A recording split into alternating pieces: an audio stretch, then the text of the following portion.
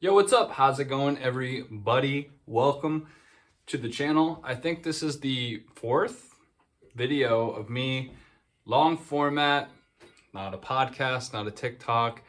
I'm gonna hit my stride with these videos, many videos in the future. So for now, they're gonna be a little bit awkward. They're gonna be a little bit weird, but if you're sitting through them, you're actually watching them, and you're bearing with me, man, I love you. Thank you for staying here. But this is part two of the clay video. This is part two.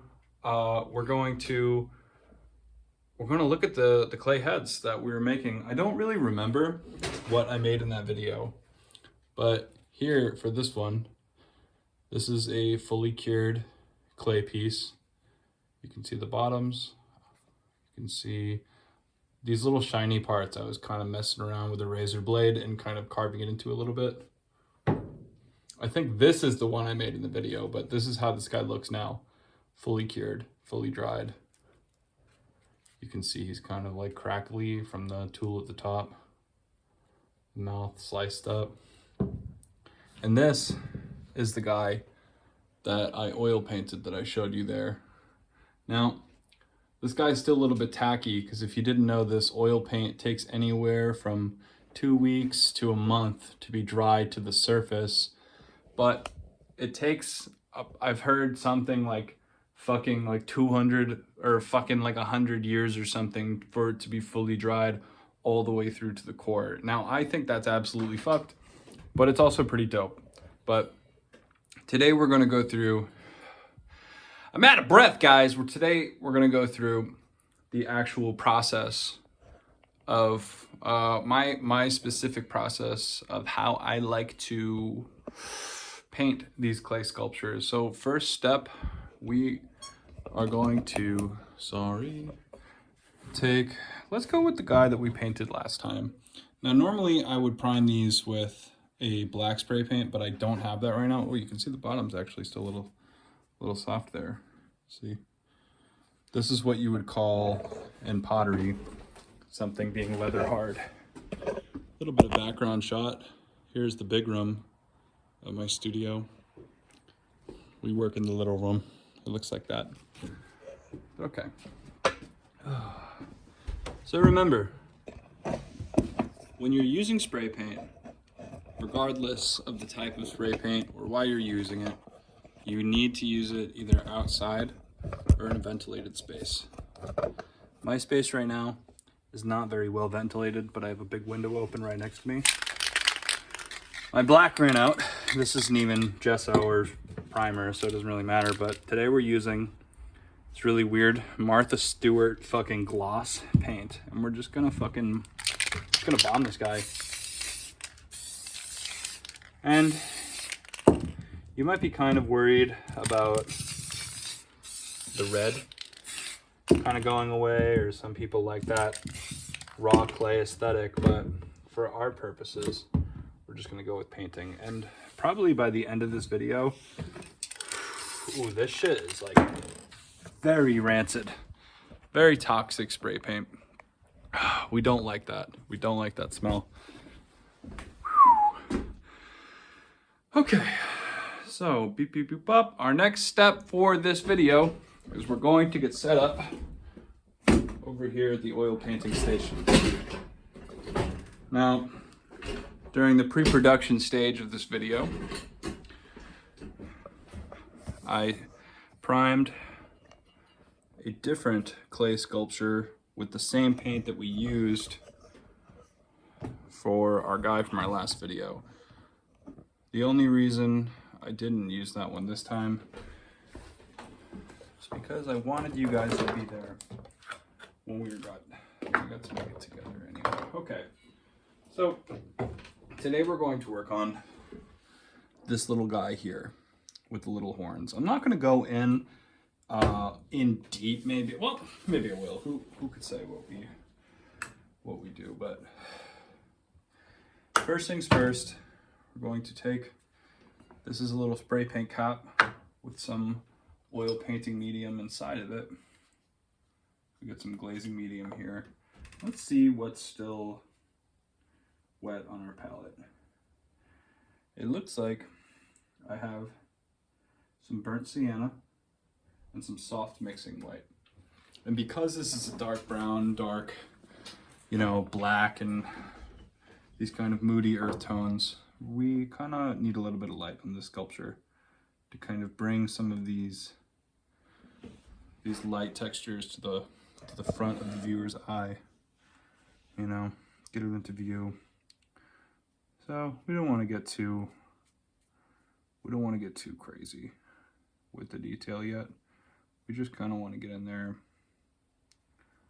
and highlight some of these little cracks, crevices, and things coming to the front.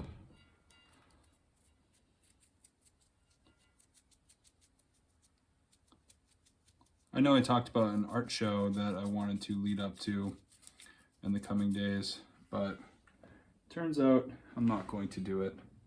It was an art market in Cambridge, Massachusetts, hosted by some cool people, but I decided to sit out this one because, like,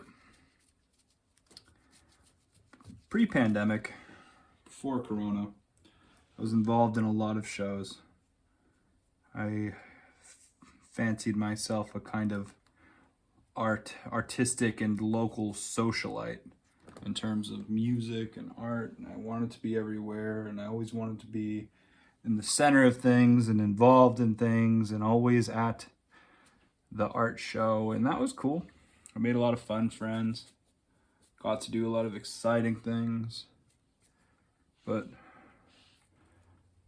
if you could call right now post-pandemic, which it isn't, the pandemic still rages on, but despite all that, I do want to go back to events.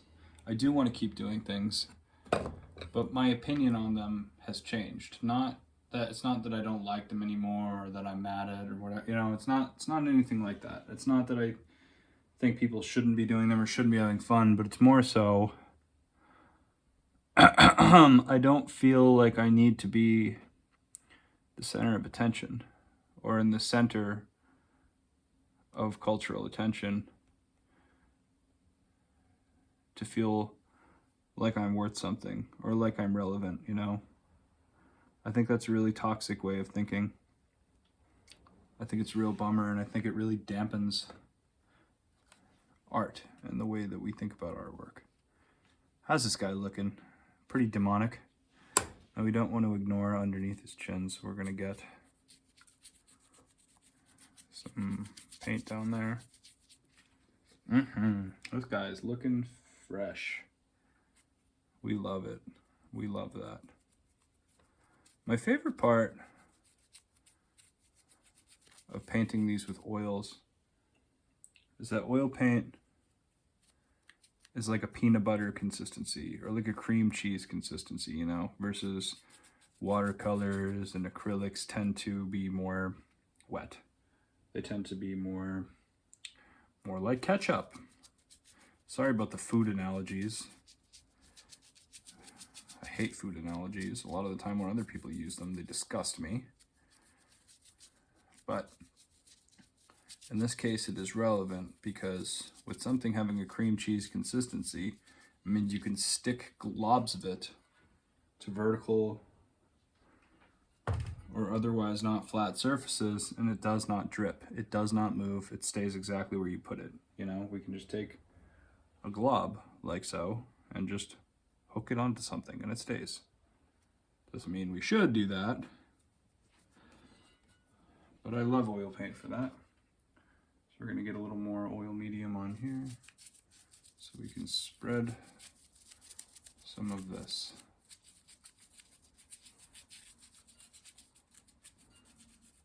And as you can see, the original color and texture of this piece was not unlike the one we painted in the beginning of this video. So we can see here an aesthetic forming, a pattern, an assembly line of imagery forming as we paint this guy. They start off very red. Very desert toned, very terracotta, very clay-like, you know? And we love that. We like that aesthetic. We're not against that terracotta red aesthetic, but for our purposes, we're going for something a little more and more.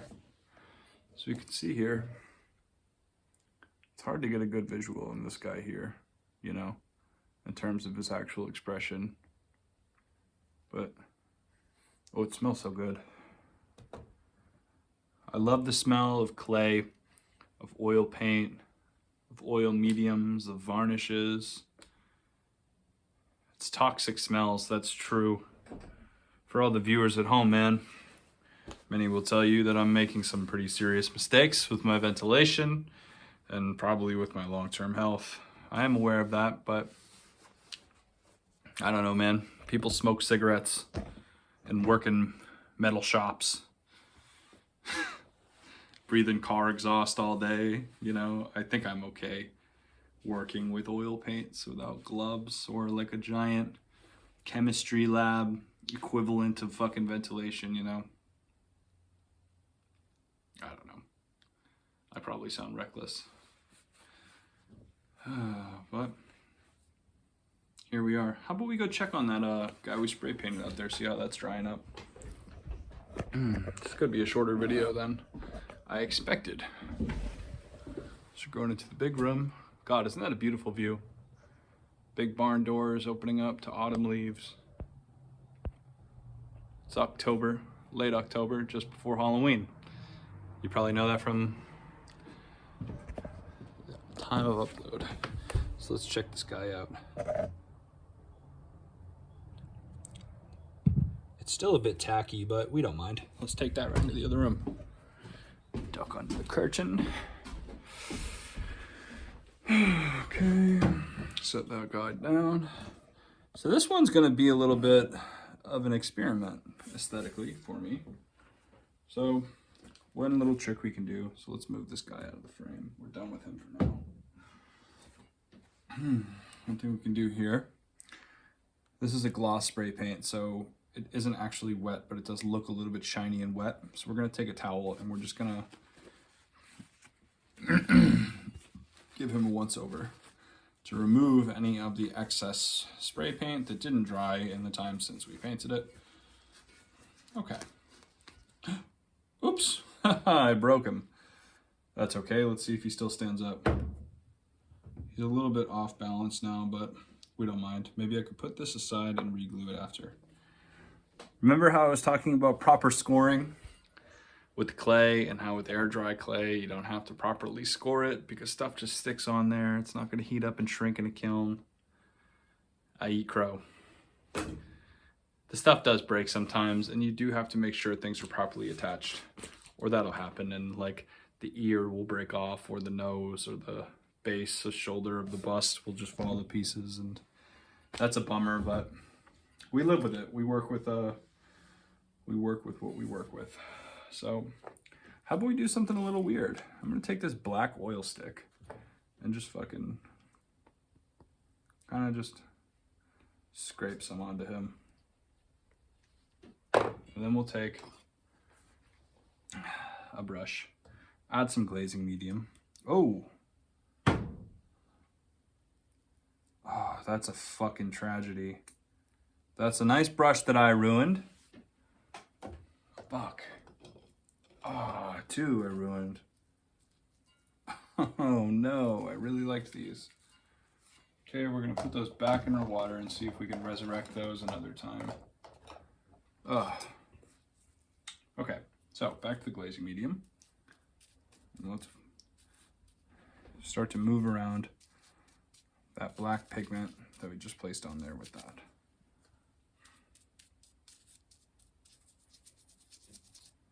The fun part about this, for you guys wondering, is that sometimes there is a method to the madness. We get a little black paint on the palette that's still wet, so we're just gonna go in there with that. Sometimes there is not a method to the madness. In this case, there is. I'm going to show you. Remember how we were talking about in the last video, how you can't just put a big black line on a sculpture, you know? It's a sculpture, it's three-dimensional. There is no line work in sculpture. It's just shape, it's form, and it's shadow.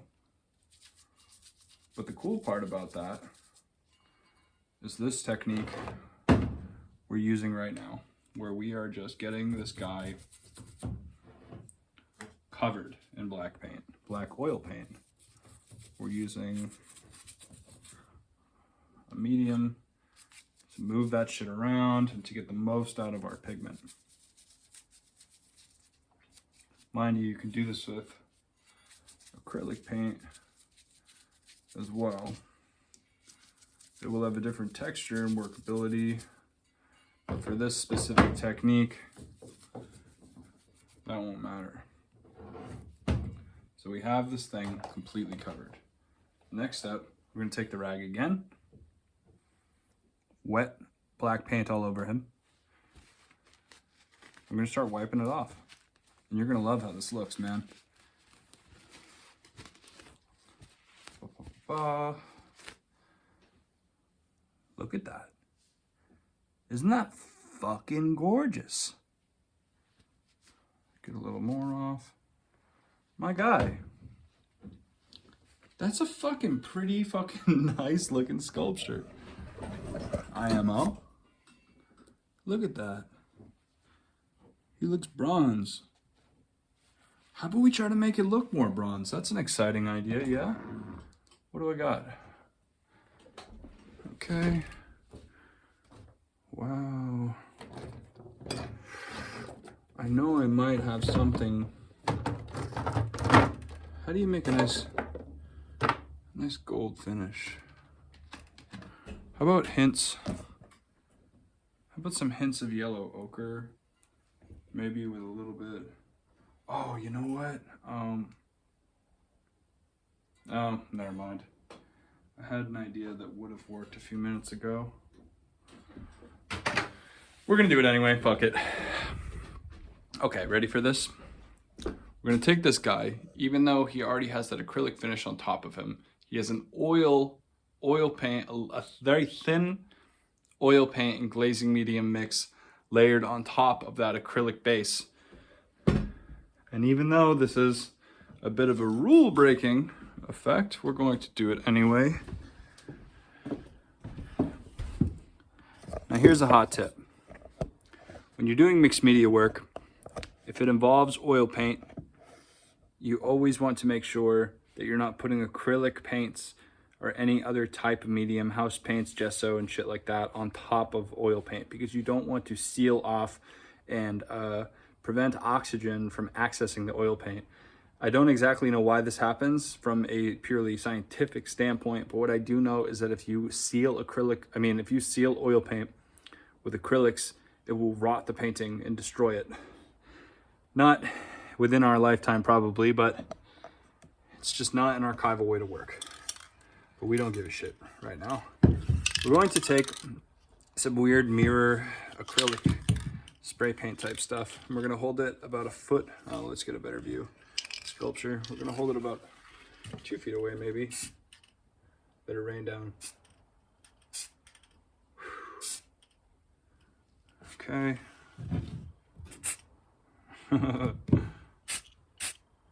Just in little bursts.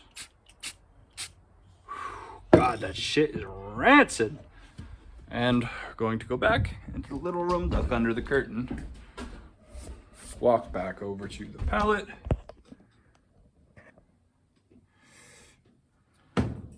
Now our homie here has a bit of a sheen to him, doesn't he?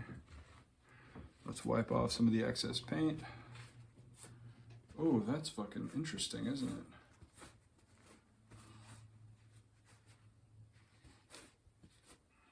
And we'll just let that sit.